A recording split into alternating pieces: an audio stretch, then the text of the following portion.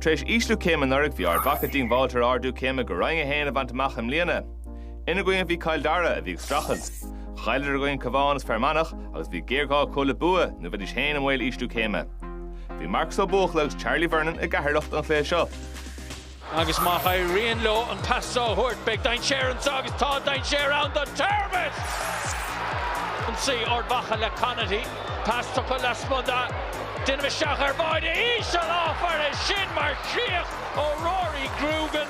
Ishla Hanser score on son agus Feyere Shanser score agus Toka Gadasige Kevin Peile buaicphointí fighte ag Uran Shoot si chéad le Dóhoch fighte ag Furan Kieran McGeaney si chéad le son.